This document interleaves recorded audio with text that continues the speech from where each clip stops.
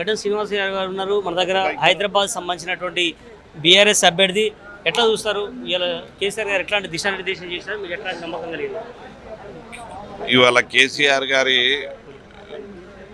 దశ ఏదైతే నిర్మాణం చేసిండో దాన్ని బట్టి మాకు ఎంతో స్ఫూర్తి కలిగింది, ఎంతో ఉత్సాహం వచ్చింది. రేపటి నుంచి ప్రజల లోపలికి వెళ్ళి ప్రజల దగ్గరికి వెళ్ళి కేసీఆర్ సార్ గారు ఏదైతే మాకు దిశానిర్దేశం చేసిరో అది ప్రజల దగ్గరికి వెళ్ళి అది ఇంప్లిమెంట్ చేయడంలో మేము నిమగ్నం అవుతాం. ఎందుకనంటే ఇవాళ వారి అనుభవం అంతా మాకు తెలియజేసిండు.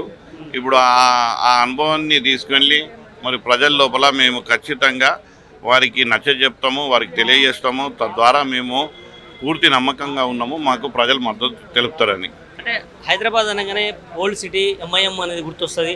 ఇలాంటి పరిస్థితుల్లో అటు హిందుత్వవాదం కావచ్చు, మరోపక్క బీజేపీ కూడా అదే లైన్ తీసుకుంది. బీఆర్ఎస్ పార్టీ మాత్రం మీరు కంటెస్ట్ చేస్తున్నట్టు ప్రజలు ఎట్లాంటి పోటీ ఉండే అవకాశం, ఎట్లా ఇస్తారు పోటీ ఏంది? ఇప్పుడు కాంగ్రెస్ ఎంఐఎంకి మద్దతు, బీజేపీ ఎంఐఎంకే మద్దతు. అక్కడ చెప్పలేదు కదా వాళ్ళు, మద్దతు చెప్పలే. కానీ ఇదంతా ఓపెన్ సీక్రెటే కదా. ఢిల్లీలో దోస్తీ, గల్లీలో కుస్తీ వాళ్ళది. ఇప్పుడు ఇక్కడ పోటీ ఉంది ఏంది అని అంటే అక్కడ ఎంఐఎం వర్సెస్ మా బీఆర్ఎస్.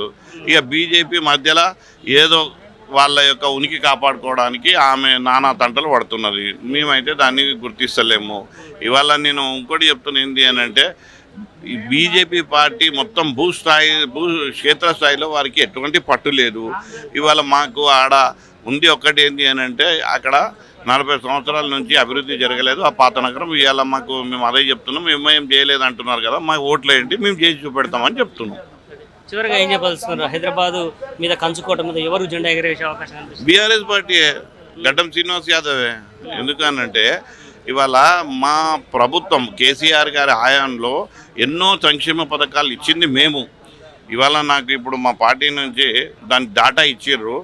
లక్షల మందికి ఇవాళ మా పార్టీ అండగా నిలిచింది, సంక్షేమాలు వాళ్ళకు అందించింది. లబ్ధిదారులు ఉన్నారు. ఆ లబ్ధిదారుల ద్వారా ఏదైతే వాళ్ళు లబ్ధి పొందినరో వాళ్ళందరూ అంటున్నారు ముందుకు వచ్చి ఈ బీఆర్ఎస్ పార్టీనే మేము ఇప్పుడు మద్దతుగా నిలుచుంటాం. ఏదైతే ఈ కాంగ్రెస్ పార్టీ చెప్పిందో ఈ 6 గ్యారంటీలు అవి ఆచరణకు సాధ్యం కానిది, అది కేవలం ఒక బోకస్ అని మాకు తేలిపోయింది.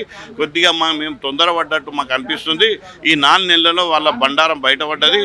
ఏదైతే కేసీఆర్ గారి మా సంక్షేమం గురించి ఏదైతే ఆలోచించిండో అదే అదే గట్టి పని మాకు చేసిండు. ఖచ్చితంగా మేము ఈసారి పార్లమెంట్లో ప్రతి ఒక్క అభ్యర్థిని గెలిపించుకుంటామంటారు. నాకు మాత్రం ఆడ పూర్తి మద్దతు తెలపడానికి వాళ్ళంతా సిద్ధంగా ఉన్నారు. మొత్తానికి అటు పార్లమెంట్కి పోటీ చేసేటువంటి అభ్యర్థులు ఎవరైతే బీఆర్ఎస్ పార్టీకి సంబంధించిన ఉన్నారో వాళ్ళందరూ కూడా తమ ఆత్మవిశ్వాసంతో ఉన్నామని కూడా వాళ్ళు చెప్పడం జరుగుతుంది. ఖచ్చితంగా కేసీఆర్ చేసినటువంటి మంచి పనులే తమను గెలిపిస్తా అని కూడా గడ్డం శ్రీనివాస్ యాదవ్ కావచ్చు, లేదంటే క్యామ మల్లేష్ కావచ్చు, ఇట్లా ప్రతి ఒక్కరు అభ్యర్థులందరూ కూడా చెప్తున్నటువంటి సందర్భం. కెమెరా పర్సన్ సాగర్తో నరేందర్, జీ తెలుగు న్యూస్, తెలంగాణ భవన్ నుంచి.